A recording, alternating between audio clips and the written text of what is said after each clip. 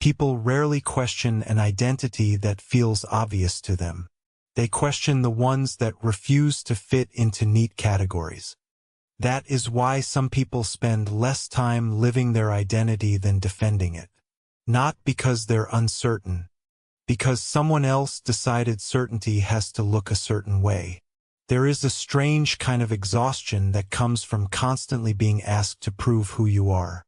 It doesn't always happen through open hostility. Sometimes it hides behind curiosity. Sometimes behind jokes. Sometimes behind people who insist they're only trying to understand. But every question quietly delivers the same message. Explain yourself. Again. Over time, that changes the way a person exists. Not all at once. Quietly. You stop entering conversations expecting to be known. You enter them preparing to be translated. And eventually, you stop noticing the difference. That is one of the hidden psychological burdens many bisexual people describe encountering. Not simply misunderstanding, but the repeated expectation that their identity must be justified before it can be respected. The exhausting part is rarely one dramatic confrontation. It's the accumulation, the raised eyebrow, the skeptical smile, the assumption that attraction must always reveal a permanent destination instead of describing a genuine experience.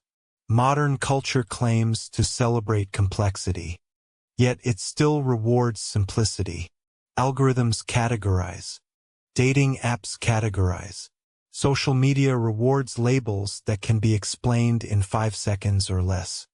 Anything that resists instant understanding becomes suspicious. Complexity isn't rejected loudly anymore. It's quietly deprioritized. And when someone repeatedly encounters that pattern, a subtle survival strategy begins to form. They start defending themselves before anyone attacks. They rehearse explanations in advance. They anticipate disbelief before hearing a single word. That anticipation slowly becomes emotional muscle memory. The conversation hasn't even started. Yet internally they're already preparing evidence. That preparation feels protective. Until it becomes permanent. People often imagine identity defense as something loud. Arguments, debates, long conversations. But psychologically, the deepest defense is often invisible. It happens inside your own thoughts. You wonder whether mentioning your identity is worth the emotional cost. You edit stories before telling them. You calculate who feels emotionally safe. You monitor facial expressions while speaking. You scan for confusion before it appears. Not because you're seeking attention. Because uncertainty has become something you've learned to detect before anyone else does. That changes relationships. Quietly. Instead of entering them with curiosity, you enter them with prediction. Will they believe me? Will they assume I'm confused? Will they think this is temporary? Will I have to explain everything again? Those questions don't just protect you. They consume attention that could have been spent simply being present. And presence is difficult when your nervous system expects cross-examination. Modern identity culture often creates another contradiction. Visibility has increased. Understanding hasn't necessarily kept pace. People know more labels than ever before. Yet recognition and comprehension are not the same thing. Interpretation analyzes. Understanding relaxes. There is a profound psychological difference between being noticed and being emotionally believed. Someone can acknowledge your words while quietly replacing them with their own assumptions. That is a subtle form of invisibility. Not because you disappear, because your reality gets rewritten in real time. Repeated often enough, this creates emotional hypervigilance. You begin monitoring not only other people's reactions, but your own expression. Did I explain that correctly? Did I sound convincing? Did I leave room for doubt? Without realizing it, authenticity slowly turns into performance. Not performance for applause, performance for legitimacy. And legitimacy can become addictive, because every moment of acceptance briefly feels like relief. Not freedom. Relief. There is an important psychological difference. Relief depends on external permission. Freedom does not.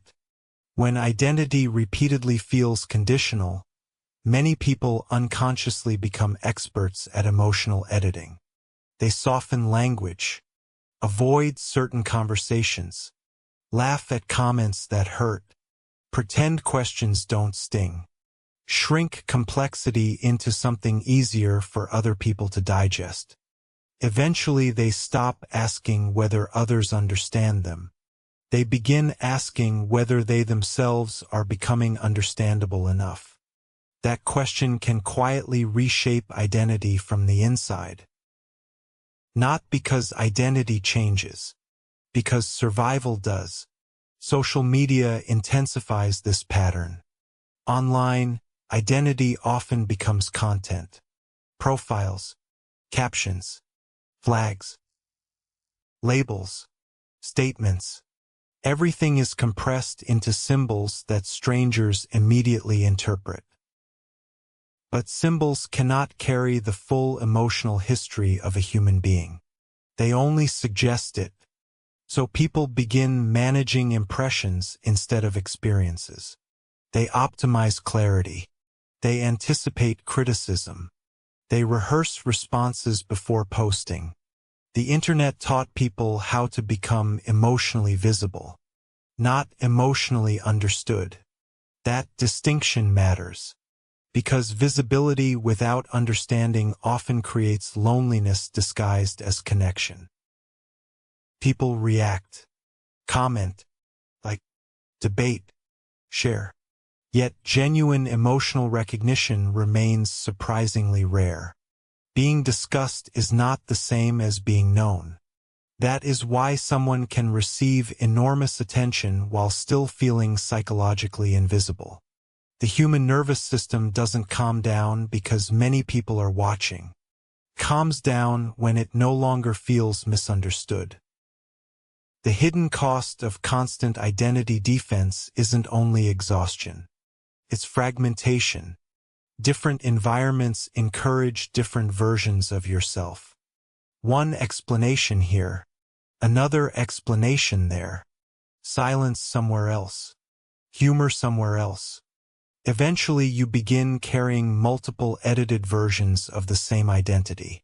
Not because any version is fake, because each one was designed for survival. That survival instinct often begins much earlier than people realize. Perhaps after repeated dismissal. Perhaps after hearing identity described as confusion. Perhaps after learning that certainty would always be questioned differently. The brain remembers those moments. Not always consciously, but emotionally. So future conversations inherit the anxiety of previous ones. People call this being defensive. Sometimes it is. Sometimes it's simply memory protecting itself. There is another contradiction hidden underneath all this. Many people believe defending yourself proves confidence. In reality, constant defense often signals the opposite emotional environment. An environment where safety feels uncertain. When belonging feels secure, explanation becomes optional.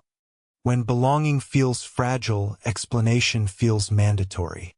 That difference changes everything. Because emotional energy is limited. Every explanation costs something. Every justification requires attention. Every internal rehearsal consumes space that could have been used for joy, creativity, intimacy, or rest. The deepest human desire is not endless validation. It's emotional rest. Rest from proving. rest from translating, rest from anticipating disbelief. That kind of rest cannot be manufactured through perfect arguments. It begins where identity no longer has to earn permission to exist. Perhaps the most overlooked psychological consequence of defending your identity is what happens when no one is challenging you anymore. Sometimes the defense continues anyway.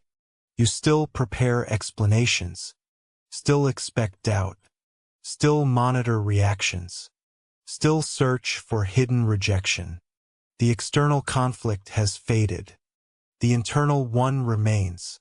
That is how survival mechanisms quietly outlive the danger that created them. The mind keeps protecting against yesterday while trying to live in today.